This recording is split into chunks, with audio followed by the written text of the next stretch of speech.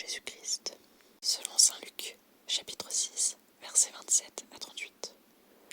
En ce temps-là, Jésus déclarait à ses disciples: « Je vous le dis, à vous qui m'écoutez, aimez vos ennemis, faites du bien à ceux qui vous haïssent, souhaitez du bien à ceux qui vous maudissent, priez pour ceux qui vous calomnient. À celui qui te frappe sur une joue, présente l'autre joue. À celui qui te prend ton manteau, ne refuse pas ta tunique. Donne à quiconque te demande, et à qui prend ton bien, ne le réclame pas. Ce que vous voulez que les autres fassent pour vous, faites-le aussi pour eux. Si vous aimez ceux qui vous aiment, quelle reconnaissance méritez-vous? Même les pécheurs aiment ceux qui les aiment. Si vous faites du bien à ceux qui vous en font, quelle reconnaissance méritez-vous? Même les pécheurs en font autant. Si vous prêtez à ceux dont vous espérez recevoir en retour, quelle reconnaissance méritez-vous? Même les pécheurs prêtent aux pécheurs pour qu'on leur rende l'équivalent. Au contraire, aimez vos ennemis, faites du bien et prêtez sans rien espérer en retour. Alors votre récompense sera grande et vous serez les fils du Très-Haut, car lui, il est bon pour les ingrats et les méchants. Soyez miséricordieux comme votre Père est miséricordieux. Ne jugez pas et vous ne serez pas jugés. Ne condamnez pas et vous ne serez pas condamnés. Pardonnez et vous serez pardonnés. Donnez et l'on vous donnera. C'est une mesure bien pleine, tassée, secouée, débordante, qui sera versée dans le pan de votre vêtement. Car la mesure dont vous vous servez pour les autres servira de mesure pour vous aussi. Je vais lire à ce sujet la méditation du jour proposée par le Magnificat, en citation de Clément d'Alexandrie. Aimer sans contradiction. Ne nous laissons pas troubler par ces mots. Citation de Luc, chapitre 14, verset 26. Qui ne hait pas son père, sa mère, ses enfants, et jusqu'à sa propre vie, ne peut pas être mon disciple. Fin de citation. Car le Dieu de la paix n'encourage pas à haïr et à exclure les êtres les plus chers, puisqu'il demande précisément d'aimer même ses ennemis. S'il faut aimer ses ennemis, il faut logiquement s'élever de là jusqu'aux parents les plus proches et les aimer, ou bien s'il faut haïr ceux de son sang, le Verbe enseigne d'autant plus à détester ses ennemis. Et alors ces paroles se contredisent-elles et se détruisent les unes les autres? Or elles ne se détruisent pas, tant s'en faut. Car celui qui ne tire pas vengeance d'un ennemi et qui respecte le Christ plus que son Père pourrait haïr son Père tout en aimant un ennemi. Dans le premier cas, il détruit la haine et la malfaisance. Dans le second, il enlève le faux respect à l'égard de ses proches chaque fois qu'ils nuisent à son salut. Juge donc en ta faveur et vote pour ton salut. Je vais lire une seconde méditation toujours du Magnificat dans la rubrique Parole de Dieu pour un dimanche du 23 février. C'est une citation de Patrick Laudet que je trouve bien plus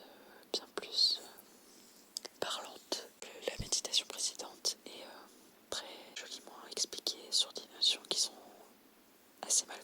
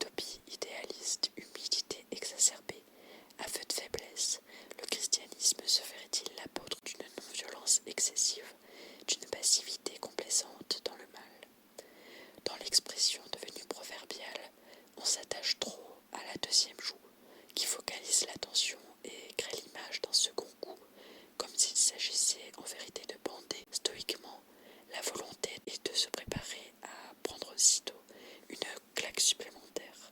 Dans l'autre joue, c'est moins le mot joue qui compte que le mot autre. Dans tous les cas, il s'agit moins d'endurer héroïquement une seconde agression que de changer résolument de côté. De trouver à inverser l'escalade de la brutalité, de passer sur un autre versant des choses, de changer de rive. Aucune passivité donc, mais une riposte subtile, fondée sur le pari d'un déplacement de la violence. L'autre joue qu'il s'agit, comme une offrande, de présenter ou de tendre, c'est au fond celle du Christ lui-même, qui vient l'incarner en chaque visage. En nous, c'est lui qui tend à l'agresseur cette part mystérieuse du visage, de l'autre visage, capable alors de sortir de toute mesure, même légitime, comme le voulait encore la loi du talion, passer d'une jauge humaine à la jauge divine, grâce en vérité que lui seul donne. Faisons-lui confiance pour nous donner à la trouver.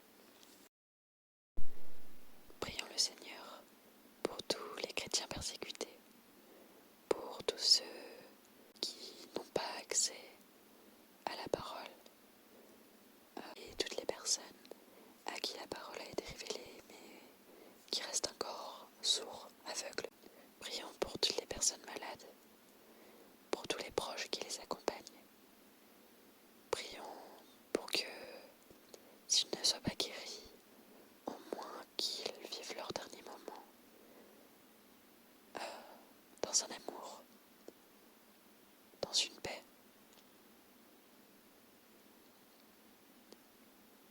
Notre Père, qui es aux cieux, que ton nom soit sanctifié, que ton règne vienne, que ta volonté soit faite sur la terre comme au ciel. Donne-nous aujourd'hui notre pain de ce jour. Pardonne-nous nos offenses, comme nous pardonnons aussi à tous ceux qui nous ont offensés. Et ne nous laisse pas entrer